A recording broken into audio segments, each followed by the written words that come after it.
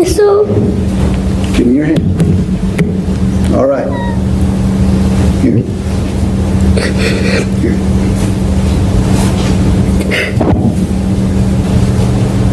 Halo guys, welcome back. Terima kasih banyak sudah klik video ini. Seperti biasa, di video kali ini gue akan membawakan satu kasus pembunuhan tragis penghilangan nyawa seorang gadis kecil berusia 7 tahun. Kasus ini beda dari kasus-kasus kriminal lainnya.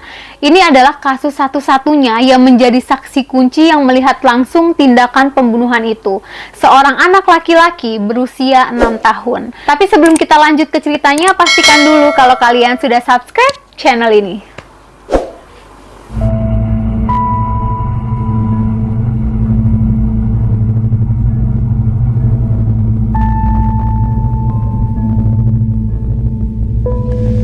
I've got to ask you this because I want to see your reaction. Did you kill Adriana? No, I did not. Did you dunk her in that pool until she drowned? No. Gue yakin buat kalian penikmat cerita true crime bakal gak asing banget sama foto anak kecil ini. Dialah saksi kunci yang akan membongkar pembunuhan yang dilakukan oleh ibunya sendiri. Adriana Eleanor Hutto. Dia lahir pada tanggal 16 September 1999 dan dia meninggal pada tanggal 8 Agustus tahun 2007. Dia adalah seorang gadis Amerika berusia 7 tahun yang tinggal di Florida. Ibunya bernama Amanda Louise.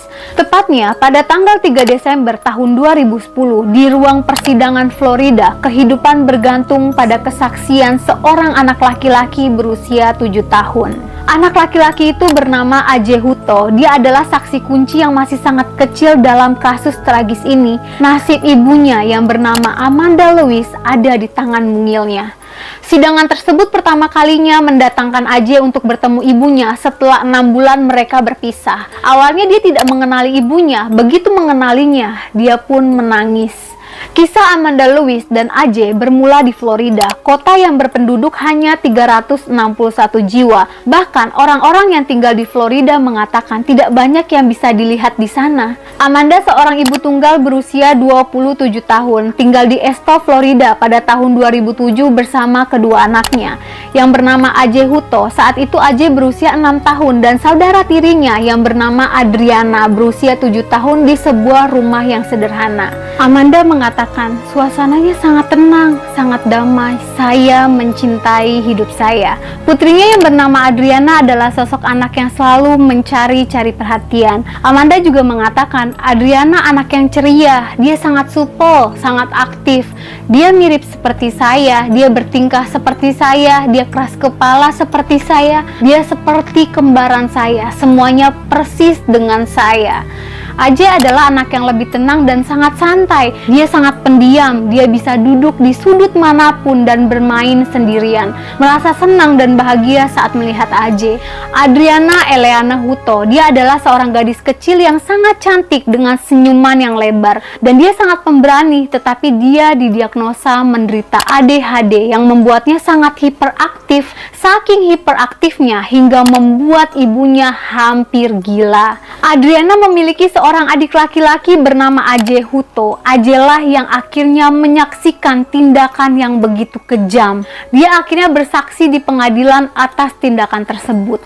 Kemudian pada tanggal 8 Agustus tahun 2007, Amanda Louise, ibu dari anak-anak tersebut, menelpon panggilan darurat 911. Adriana terjatuh ke dalam kolam berenang dan tubuhnya sudah membiru serta tidak sadarkan diri. Petugas dan para medis langsung bergegas ke tempat lokasi kejadian dan saat tiba di sana, dia melihat Amanda bersama Adriana tergeletak di tanah dekat dengan kolam berenang. Para medis berpikir mungkin Amanda sudah menarik anak itu untuk keluar dari dalam kolam berenang. Tindakan darurat sudah dilakukan saat Adriana dimasukkan ke dalam ambulans. Namun sayangnya, usaha mereka tidak membuahkan hasil apapun karena dia dinyatakan meninggal setelah 1 jam di rumah sakit. Kemudian otopsi dilakukan dan kematian tersebut dianggap tidak sengaja karena tenggelam. Kasus itu kemudian ditutup begitu saja. Hingga akhirnya saudara tiri Adriana bernama AJ yang baru berusia 6 tahun saat kejadian itu memberitahu polisi bahwa dia benar-benar menyaksikan ibunya mencelupkan saudara perempuannya ke dalam kolam renang. Karena pengakuan AJ lah yang membuat polisi langsung membuka kembali kasus tersebut. Kemudian para penyelidik langsung menggeledah rumah itu untuk mencari petunjuk apapun tentang apa yang terjadi pada hari itu. Mereka mengatakan bahwa anak-anak itu tidak punya mainan sama sekali di rumahnya dan rumahnya sangat amat kotor.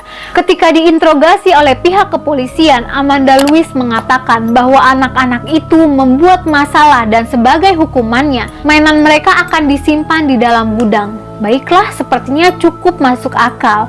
Namun ketika pihak kepolisian menggeledah gudangnya, tidak ditemukan satupun adanya tanda-tanda mereka memiliki mainan. Karena polisi merasa adanya kejanggalan, polisi langsung bertanya dengan dokter yang memeriksa Adriana pada hari itu. Dan polisi bertanya apakah ada hal aneh yang terjadi. Dr. Fox mengatakan bahwa Amanda Louise yang baru saja menerima kabar bahwa putrinya telah meninggal dunia, tidak menunjukkan emosi atau reaksi apapun saat mengetahui hal itu. Hampir seperti dia tidak memiliki emosi atau rasa sedih atau empati sama sekali. Amanda langsung dibawa untuk diinterogasi oleh pihak kepolisian dan dia secara sukarela setuju untuk menjalani tes poligraf dan akhirnya dia lulus. Namun dia tetap didakwa pada bulan September tahun 2007 atas pembunuhan tingkat pertama terhadap Adriana.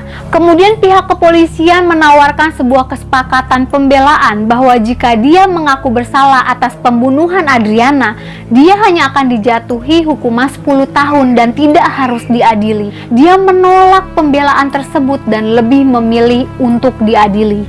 Sidang itu dilakukan pada bulan Februari tahun 2008. AJ Hutto dan Dr. Fox adalah saksi utama jaksa penuntut umum. Kuasa hukum dari Amanda mencoba untuk melawan kesaksian AJ Hutto yang pada saat itu berusia 7 tahun dengan mengatakan bahwa dia adalah saksi yang tidak dapat diandalkan dan ceritanya terlalu sering berubah-ubah. Pengadilan tidak mempermasalahkannya. AJ Hutto tetap akan bersaksi melawan ibunya karena setiap ditanya ceritanya tetap sama dan tidak berubah. AJ mengatakan dia melihat di depan matanya ibunya menenggelamkan saudara perempuannya. Sepanjang persidangan sejumlah bukti dikeluarkan. Laporan otopsi dan gambar menunjukkan adanya memar berbentuk sidik jari di bagian jidat, pipi dan dagu Adriana.